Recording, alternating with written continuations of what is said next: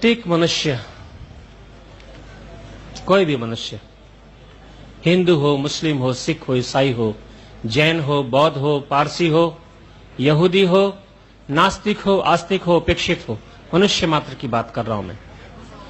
वेद किसी वर्ग विशेष के लिए नहीं करता उपदेश, केवल हिंदुओं के लिए नहीं, केवल मुसलमानों के लिए नहीं, आर्यों के लिए नहीं है, मनुष्य मात्र के लिए है।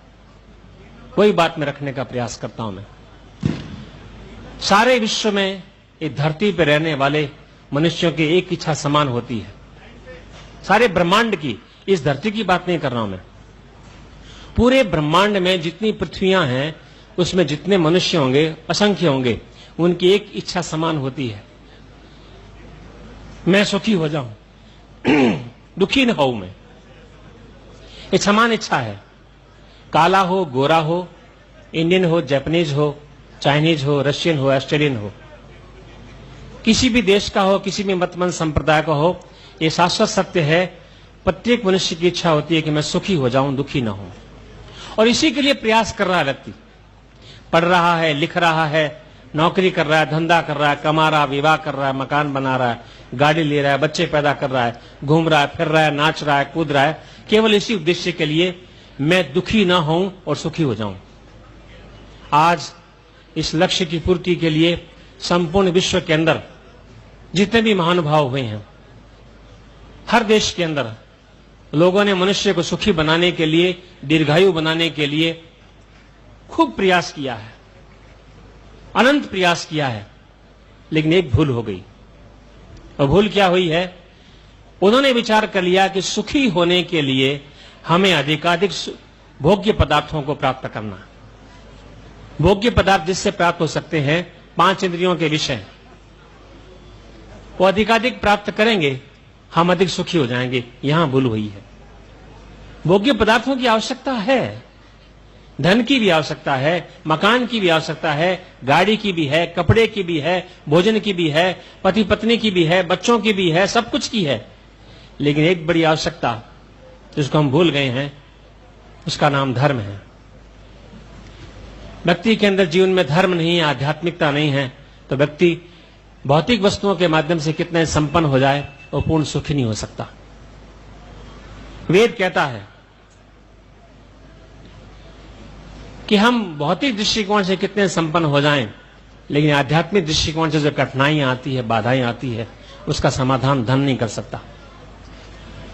जीवन के लक्ष्य की प्राप्ति के लिए 2 साधन बताए, अभ्युदय और निःश्रेयस।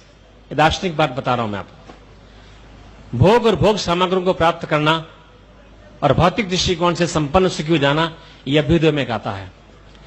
लेकिन आत्मा परमात्मा को जानना, पुनर्जन्म में विश्वास करना, कर्म फल में विश्वास करना, जीवन मृत्यु में विश्वास करना, धर्माधर्म में विश्वास करना, संस्कारों में विश्वास करना, पुण्य अपुण्य में विश्वास करना, ईश्वर में विश्वास करना, ईश्वर की आज्ञाओं में विश्वास करना, यह अभ्युदय के क्षेत्र में आता है। यह अभ्युदय के क्षेत्र से हटकर के निःश्रेयस के क्षेत्र में आता है। जिस व्यक्ति को ईश्वर के विषय में ज्ञान नहीं है, आत्मा के विषय में ज्ञान नहीं है, पुनर्जन्म के विषय में विश्वास नहीं है, कर्मफल के विषय में विश्वास नहीं है, वो व्यक्ति निश्चित रूप से पूर्ण सुखी नहीं हो सकता। सुखी होगा, खाने में सुख है, पीने में सुख है, अच्छे कपड़े में सुख है, घूमने में सुख है, नाचने में सुख है, हर प्रकार के भौतिक विषयों में सुख मिलता है, लेकिन क्षणिक सुख मिलता है, पूर्ण सुख नहीं मिलता है। मनुष्य ने कितनी भाषाओं को क्यों ने प्राप्त कर लिया हो, कितनी धन संपत्ति क्यों ने प्राप्त कर ली हो, कितनी डिग्रियां क्यों ने प्राप्त कर ली हो, कितना ही घूम लिया हो, फिर लिया हो, लेकिन जीवन पथ पर चलते हुए पदे पदे विभिन्न प्रकार से संबंधित ऐसे दुख आ जाते हैं, बाधाएं आती है, जिनका समाधान धन से नहीं होता है, मकान से नहीं होता है, लौकिक वस्तुओं से नहीं होता है। उसका उपाय केवल मात्र अध्यात्म है। जिस व्यक्ति के मन के अंदर, आत्मा के अंदर, बुद्धि के अंदर परमपिता परमात्मा के प्रति विश्वास है, सच्चे ईश्वर के प्रति ध्यान देने की बात है। आज दुर्भाग्य से इस धरती के ऊपर सैकड़ों नहीं है, हजारों प्रकार के ईश्वर बना करके लोगों ने कल्पों कल्पना से खड़े कर लिए हैं। मैं उनकी बात नहीं कर रहा। मैं सच्चा ईश्वर, कैसा ईश्वर? सच्चा ईश्वर जो वेदोक्त है। आज समाज का दूसरा नियम ले सकते हैं। मोटी बात बताता हूं, जो सर्वव्यापक है, जो सर्वव्यापक है, सर्वज्ञ है, सर्वांतर्यामी है, सर्वशक्तिमान है, न्यायकारी है, हमारे कर्मों का साक्षी है और कर्म फल दाता है। इस ईश्वर को जो व्यक्ति अच्छी प्रकार से जान लेता है, केवल जानना नहीं, जान लेता है, मान लेता है, स्वीकार कर लेता है और अपने मन बुद्धि में स्थापित कर लेता है। विडंबना क्या है? प्रथम तो स्थिति यह है, आज विश्व के आधे से अधिक लोग इस ईश्वर पर विश्वास नहीं करते हैं। ध्यान देना, लगभग 3 अरब से अधिक व्यक्ति इस संसार के अंदर ईश्वर पर विश्वास नहीं करते हैं। ये चीन भरा पड़ा है, चीन है, रशिया है, यूगोस्लोवाकिया है, जितने भी देखिए आप हमारे देश में मिलेंगे, करोड़ों व्यक्ति इस भारतवर्ष में मिलेंगे आज भी जो कहते हैं हम ईश्वर पर विश्वास नहीं रखते हैं। जो आधे रखते हैं उनका ईश्वर जो है वो अपूर्ण है, सच्चा नहीं है। केवल मात्र वेदोक्त ईश्वर जो है, उस वेदोक्त ईश्वर को ठीक व्यक्ति जानता है, मानता है, अपने जीवन में स्थापित करके उसके अनुसार चलता है, उसके जीवन में पूर्ण सुख की प्राप्ति हो सकती है और नहीं हो सकती है। महानुभाव, वैदिक ईश्वर की उपासना करने के लिए, आध्यात्मिक जीवन को अपनाने के लिए सबसे पहली महत्वपूर्ण चीज है कि हम उस ईश्वर को अपने मस्तिष्क में हर समय रखें।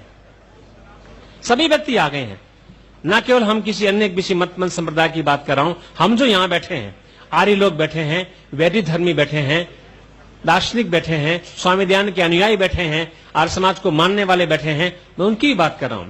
ईश्वर को केवल जान लेना पर्याप्त नहीं है, मान लेना पर्याप्त नहीं है, स्वीकार कर लेना पर्याप्त नहीं है। उस ईश्वर को अपनी आत्मा के अंदर, अपनी बुद्धि के अंदर हर समय बिठाए रखना अनिवार्य है। एक नियम है ईश्वर का, जितने काल तक हम ईश्वर को अपनी बुद्धि में बनाए रखेंगे उतने काल तक हम सतर्क रहेंगे, सावधान रहेंगे। ईश्वर से हमको बुद्धि मिलती रहेगी, ईश्वर से हमको मार्गदर्शन मिलता रहेगा।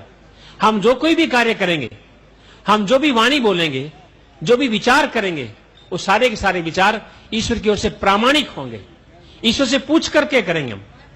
जो व्यक्ति उस परमपिता परमात्मा को, जो सर्वव्यापक है, निराकार है, न्यायकारी है, कर्मफल का दाता है, कर्मों का साक्षी है, उस ईश्वर को अपने मस्तिष्क में जितने काल तक मन में बना करके बैठकर बनाकर उपस्थित रखता है, उसकी इच्छा के अनुसार कार्य करता है, उसकी प्रेरणा के अनुसार कार्य करता है, उसे प्रामाणिक होकर कार्य करता है, उस व्यक्ति के पास में दुख नहीं आ सकता। ध्यान देना, जो हमारे पास हम बैठे हैं, सारे विश्व के लोग लीजिए, जिनके पास वो कष्ट आता है, दुख आता है, पदे पदे आता है, रोजाना आता है, अपमान होता है व्यक्ति का, लोग झूठ बोलते हैं, छल कपट करते हैं, अन्याय करते हैं, पक्षपात करते हैं, लोग चोरी करते हैं, हमारे पर झूठे आरोप लगाते हैं, विश्वासघात करते हैं और दुखी हो जाता है व्यक्ति। ये दुनिया में अनादिकाल से नियम चला आया है। संसार में इस प्रकार से काम होंगे, हुए हैं, वर्तमान में होंगे, आगे भी होंगे। कठिनाइयां आएंगी, बाधाएं आएंगी, कष्ट आएंगे, संकट आएंगे। इसका समाधान केवल अध्यात्म के माध्यम से है। जो व्यक्ति अपने मस्तिष्क के अंदर परमपिता परमात्मा को उपस्थित मानता है, कैसे? जैसे घर के अंदर हम अपने घर के अंदर माता पिता को देखते हैं, ऐसे ही घर में ये मान के चलें मेरे घर में ईश्वर बैठा है। घर में नहीं, मेरे कमरे में बैठा है, मेरे पास में बैठा है, मेरे शरीर में है, मेरे मन में है, मेरी बुद्धि में है, मेरी आत्मा में है। हर समय, जितने काल तक, वैदिक सिद्धांत यह है, दार्शनिक सिद्धांत यह है, जितने काल तक हम अपने मन के अंदर परमपिता परमात्मा को उपस्थित मानते हैं, उतने काल तक आस्तिक रहते हैं। ये दार्शनिक परिभाषा, वैदिक दार्शनिक। जितने काल तक ईश्वर को हम बुला देते हैं, उतने काल तक हम नास्तिक बन जाएंगे। और नास्तिक व्यक्ति गलत विचारेगा, गलत बोलेगा, गलत कार्य करेगा, परिणाम होगा दुख।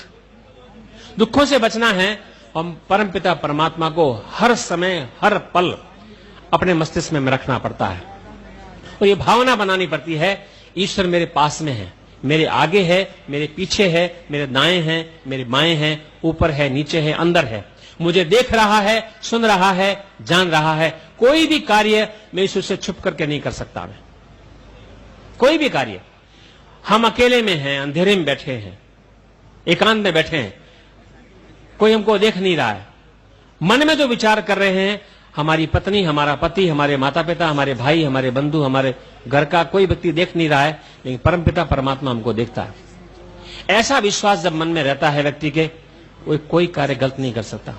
हमसे भूल ये होती है, हमने ईश्वर को माना तो है, जानने का प्रयास तो किया है, हम स्वीकार भी करते हैं, 1 घंटे के लिए करते हैं, 2 घंटे के लिए करते हैं, ध्यान के समय में करते हैं, सत्संग के समय में करते हैं, चर्चा के समय में करते हैं, भजन के समय में करते हैं, और कोई आध्यात्मिक कार्यक्रम के समय करते हैं। बाकी दिन भर ईश्वर को भूले रहते हैं।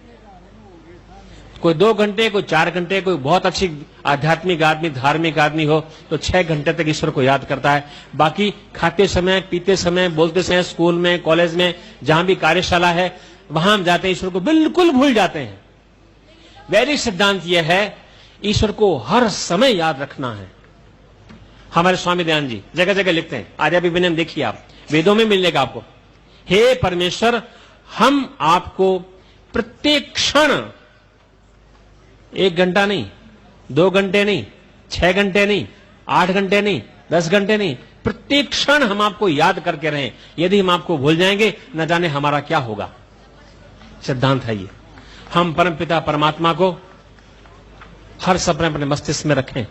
यदि मस्तिष्क में रखेंगे तो निश्चित बात है, हम उस ईश्वर के माध्यम से विशेष ज्ञान, विशेष बल, विशेष आनंद की प्राप्ति कर सकेंगे।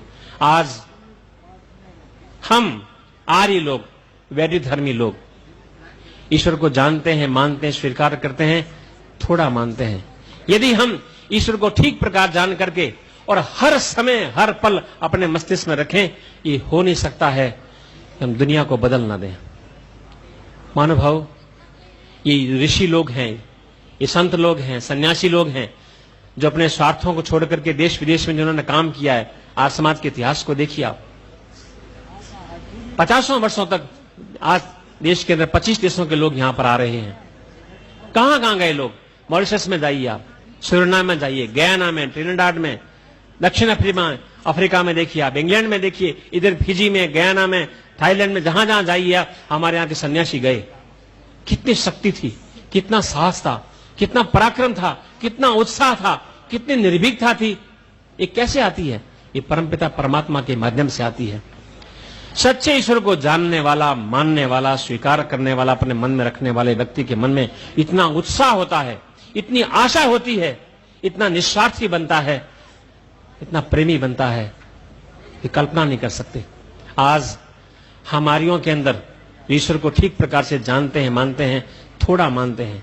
और अधिक ईश्वर को जानने का प्रयास करें, और अधिक मस्तिष्क में बिठाने का प्रयास करें, और अधिक ईश्वर को अपने मस्तिष्क में बिठा करके दिन भर ईश्वर को साथ में लेके चलें, हम अद्भुत कार्य कर सकते हैं।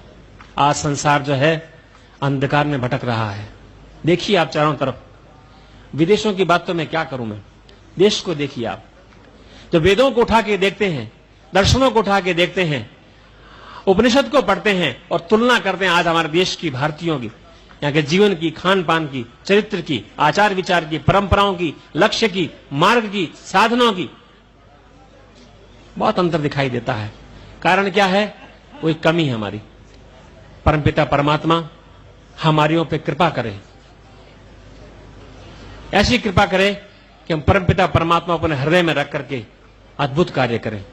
हमें एक उपाय एक अपनाना है, मैं अपने गुरुजनों से सुना है। एक उपाय, हम अपने घर में रहते हैं, अकेले ना माने। हम कमरे में अकेले हैं, ये मान के चलें हम 2 हैं, मेरे साथ में ईश्वर है। पति पत्नी हैं, ये मान के चलें हम पति पत्नी नहीं हैं, हम 3 हैं, परमपिता परमात्मा मेरे पास में है। बच्चे भी हैं, 2 बच्चे हैं, तो 5 मान के चलें। हम अपने घर के अंदर ईश्वर को भुला देते हैं, केवल ध्यान करते हैं, उपासना करते हैं, सत्संग करते हैं, भजन करते हैं, उस समय ईश्वर की अनुभूति रहती है। बाकी ईश्वर को दबा देते हैं अथवा ईश्वर निकल जाता है। हमें यह प्रयास करना है, जो सर्वव्यापक, सर्वज्ञ, सर्वशक्तिमान, न्यायकारी ईश्वर है, उसको हर पल, हर समय, उठते हुए, बैठते हुए, खाते हुए, पीते हुए, चलते हुए, फिरते हुए, हर समय मस्तिष्क में रखें कि परमपिता परमात्मा मेरे साथ में है। अद्भुत शक्ति मिलती है अनुभव। ईश्वर की शक्ति, ईश्वर का ज्ञान, ईश्वर का बल, ईश्वर का साहस, ईश्वर का पराक्रम प्राप्त करके व्यक्ति एक अकेला पता नहीं कितने कार्यों को कर सकता है।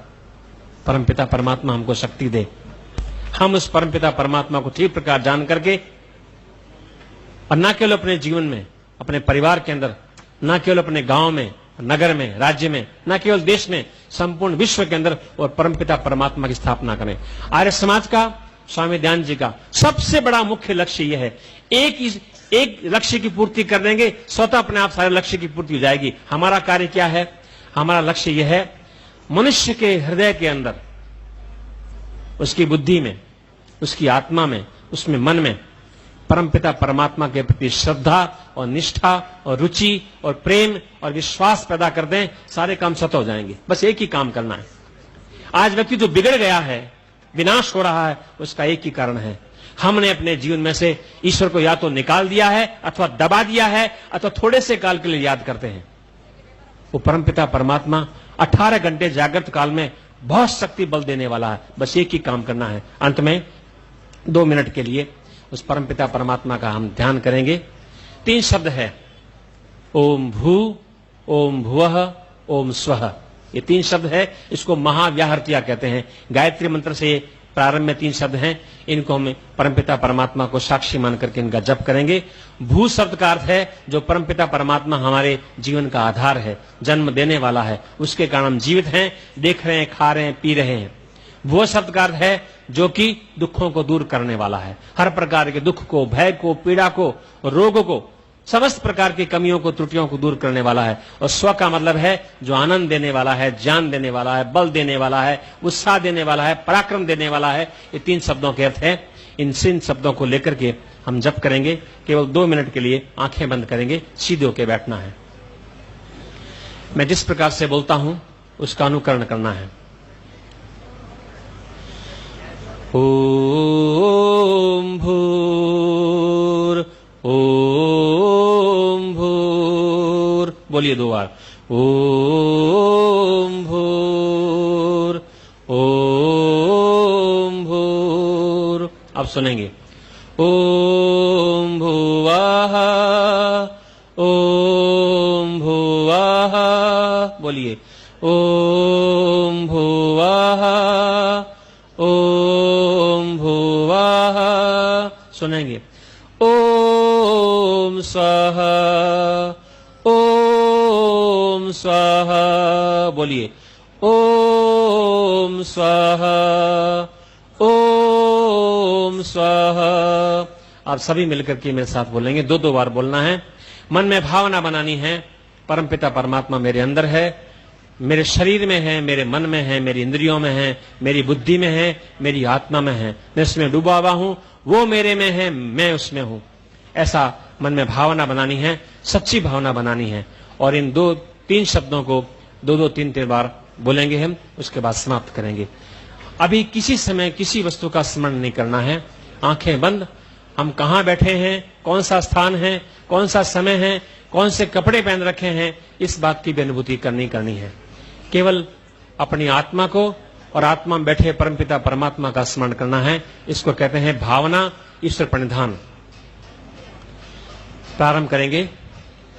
ओम भूर, ओम भूर, ओम भुवः, ओम भुवः, ओम स्वः, ओम स्वः, ओम भूर, ओम भूर, ओम भुवः, ओम भुवः, ओम स्वः, ओम स्वः, ओम भूर, ओम भूर।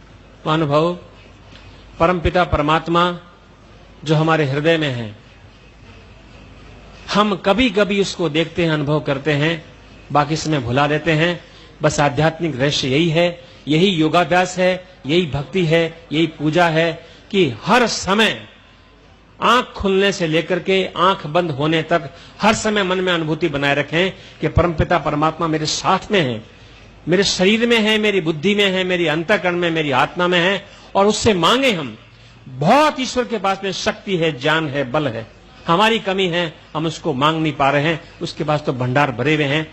परमपिता परमात्मा की कृपा हो कि हम उस परमपिता परमात्मा से महान ज्ञान, महान बल, महान शक्ति, महान आनंद मांगे, अपने जीवन को महान बनाएं, अपने परिवार को, आगे चल के गांव को, समाज को, राष्ट्र को और विश्व को, जो कि आज अंधेरे में भटक रहा है, हमेशा प्रयास करें। इतना कह के विराम देता हूं। ओम शांति।